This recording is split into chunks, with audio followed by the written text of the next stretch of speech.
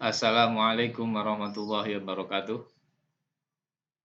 Oke, kita bertemu lagi di pembelajaran bahasa Inggris peminatan kelas 10. Kita akan mempelajari formulir isian yang digunakan di perusahaan, bank, atau instansi lain. Ini sesuai dengan KD 3.1 dan 4.1. Ya, langsung saja kita awali pertemuan ini dengan membaca basmalah bersama-sama. Bismillahirrahmanirrahim. Jadi form atau formulir, apa itu? A form is a printed or typed document with blank spaces for insertion of required or requested information. Jadi formulir itu adalah dokumen yang tercetak atau diketik dengan tempat yang masih kosong untuk pengisian sesuai dengan informasi yang dibutuhkan atau yang diminta. Oke. Jenis-jenis formulir ini ada dua macam.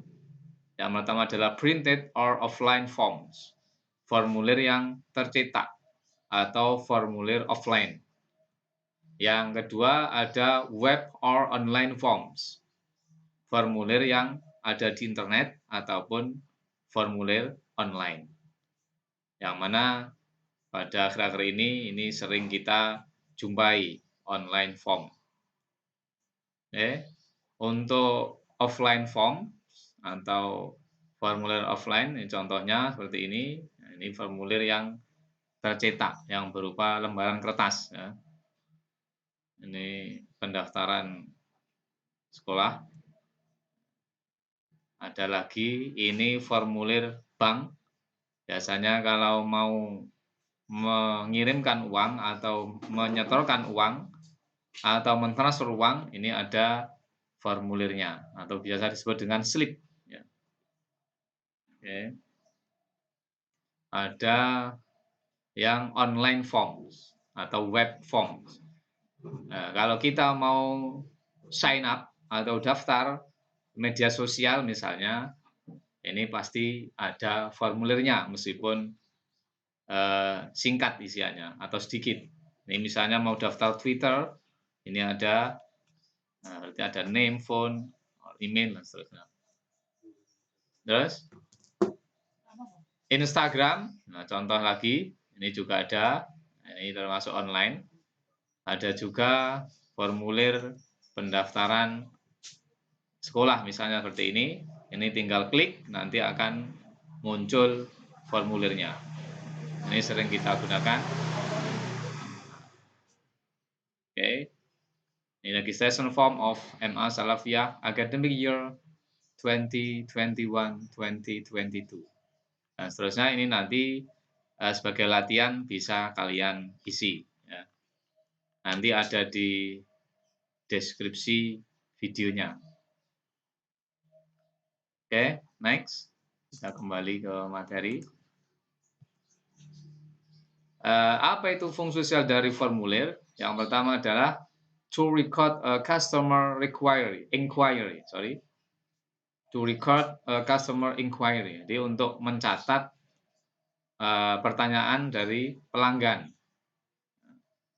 Biasanya kalau punya jasa servis atau pelayanan, ini ada pertanyaan yang diajukan oleh pelanggan. So, to apply for something, untuk melamar sesuatu, untuk mengajukan sesuatu, mendaftar sesuatu. Ya. To make a booking or reservation, untuk membuat pesanan. Misalnya mau pesan barang atau mau pesan tiket, mau pesan kamar hotel, dan seterusnya. To ask people for their opinions or questionnaires, ini untuk menanyakan pendapat dari orang-orang. Biasanya dalam bentuk questionnaire. Ya. Ini diantara fungsi dari formulir. Ini tergantung dari isi formulir itu. Ya. Kita bisa menentukan fungsinya adalah kita lihat dari isi formulir itu.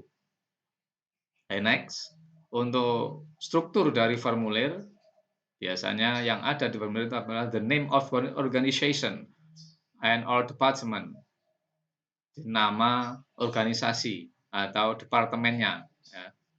Yang kedua, instructions on how to complete the form.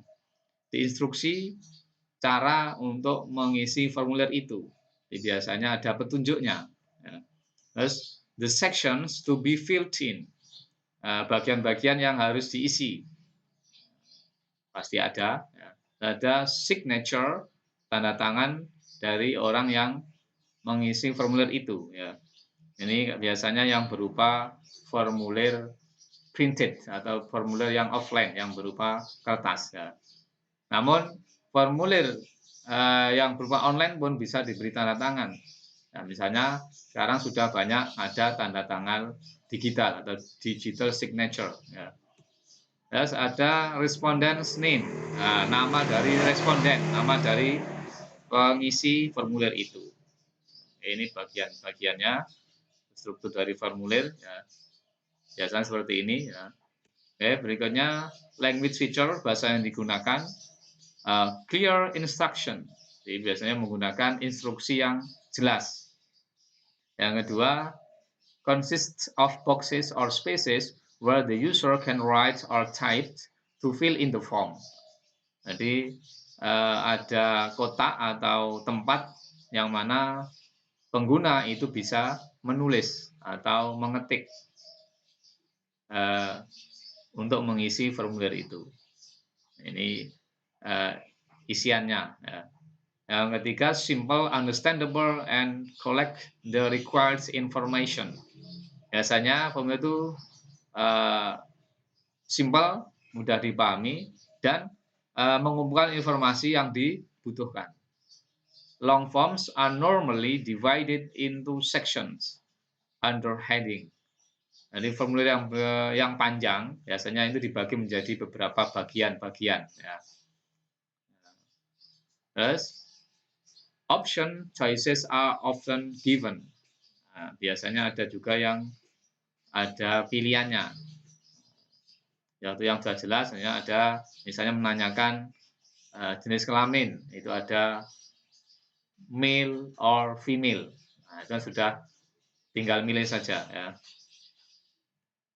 Ya. Using text fields or checkboxes. Formulir menggunakan isian yang berupa teks ataupun juga tinggal kotak centang, tinggal nyentang saja. Ya. Using nouns, noun phrases, and adjectives, menggunakan kata benda, misalnya name, ya, gender. Terus ada noun phrases, menggunakan frasa kata benda, misalnya ada marital status, ada current position. Nah, ini noun phrases. Bisa juga menggunakan adjectives, kata sifat, misalnya single, married, unmarried, dan seterusnya. Using questions, menggunakan kalimat bentuk pertanyaan. Misalnya, what's your name? What's your hobby? What's your previous position? Dan seterusnya. Ini menggunakan pertanyaan. Using simple present tense, menggunakan kalimat bentuk simple present tense. Misalnya ketika mau mengisi atau mendaftar di media sosial itu ada di akhir ada I accept the term of use, I accept the term and condition, dan seterusnya. Nah, menerima syarat dan ketentuan, menerima apa yang disetujui di situ. Ya. Using present perfect tense, bisa juga menggunakan kalimat bentuk present perfect tense. Misalnya, have you ever applied in bla bla bla, misalnya di perusahaan tertentu. Apakah kamu pernah daftar di perusahaan tertentu? Nah, itu bisa juga ditanyakan menggunakan bentuk present perfect. Ya. Oke, ini beberapa fitur bahasa yang digunakan dalam formulir. Ya. Oke.